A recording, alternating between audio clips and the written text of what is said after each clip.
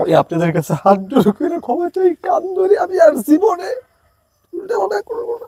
2 দিনে ভাই দেশে ইসলামের অনেক বড় দুর্দা হয়েছে, ওলামায়ে কেরামের সাড়ে আঘাত পড়ছে।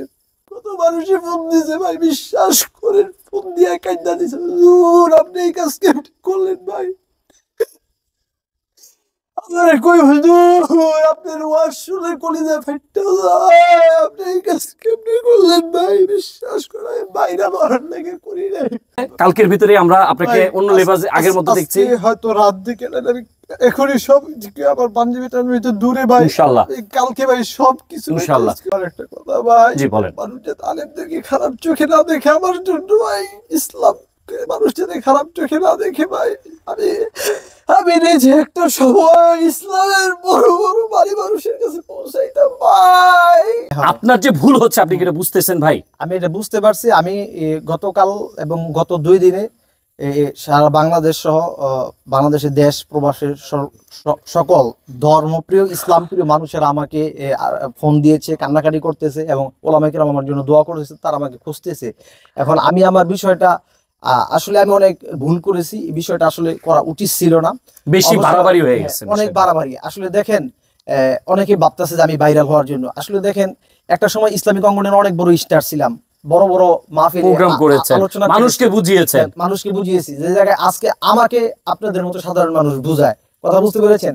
আসলে ওলামায়ে কেরাম তো আমাকে নক দিয়েছে, বা সবচেয়ে বড় যে বিষয়টা আমি মনে করি যে আমি আসলে ইসলামী অঙ্গনে যাবার ফিরে যাবো, আমি বিষয়টা ভাবিনি। অনেকে ভাবতেছে যে ভাইরালের দাম দেবে, আবার 2 দিন পরে ঘুরে ফিরে বাজেট বাড়ানোর জন্য, আপনাকে ডাকে না, কল দেওয়ার জন্য, এটা আমিও মনে করতেছি। বিষয়টা আসলে বিষয়টা এরকম না, বিষয়টা হচ্ছে যে আমি মনে করি যে হেদায়েত একমাত্র আল্লাহর হাতে, বুঝতে পেরেছেন? আর আল্লাহর কাছে মানুষ কিছু চাইলে আল্লাহ এটা ফেরত দেয় না। আচ্ছা, কত টাকা লাগছে আপনি এটা করতে? আপনি এটা করতে কত টাকা লাগছে? 7,000 টাকা নিছিল।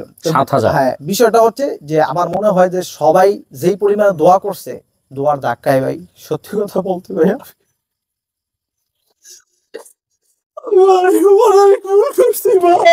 সরি ভাই। দর্শক, আমি বিষয়টা যেটা বুঝাতে চেয়েছি, কিছু কন্টেন্ট ক্রিয়েটর তারা ভাইরালের জন্য, হয়তোবা ভাইরাল করার জন্য এই কাজটা হয়তো করেছে, উনিও হয়তো ভুলটা বুঝতে পেরেছে। মনে রাখবেন, মানুষ মাত্রই ভুল হয়। আমার মনে হয় এ ভাই তার ভুলটা বুঝতে পেরেছে। ভাই আপনি কি সত্যি মানে আমার উপরে কোনো রাগ করছেন? কত মানুষে ফোন দিয়েছে ভাই, বিশ্বাস করে ফোন দিয়ে কাইন্দা দিছে, হুজুর আপনি এই কাজ কেমন করলেন ভাই? আপনার কই হুজুর, আপনার ওয়াজ শুনে কলিজা ফেটে যায়, আপনি এই কাজ কেমনে করলেন ভাই? বিশ্বাস করে বাইরে মারার লেগে করি নাই ভাই। দর্শক, আমার এই ভাইটার জন্য দোয়া করবেন। ইনশাআল্লাহ আমরা চাচ্ছি আগামীকাল খুব দ্রুত ভাইয়ের চুলের কালারটা পরিবর্তন করে, আমাদের যে ভাই, আপনার নামটা ছিল কি সম্পূর্ণ? ওমর ফারুক ভাই আবার সে আগের মতো চলে আসবে, টিকটকার পরিচয় না, এজ এ মুসলমান হিসেবে আপনি আবার ফিরে আসবেন, আমাদের মাঝে কথা দেন ভাই। আমি দেশবাসীকে বলতেছি, আপনাদের মাধ্যমে আলেম ওলামায়ে কেরাম আমাকে ক্ষমা করে দেয় ভাই, আমি মনে কষ্ট দিছি ভাই, কষ্ট পাইছি। প্রিয় দেশবাসী ওলামায়ে কেরাম, মিডিয়ার মাধ্যমে 2 দিনে ভাই দেশে ইসলামের অনেক বড় দুর্দা হয়েছে, ওলামায়ে কেরামের সাড়ে আঘাত পড়ছে। ওই আপনাদের কাছে হাত জোড় করে ক্ষমা চাই, কান ধরে আমি আর জীবনে উল্টা মনে করবো না।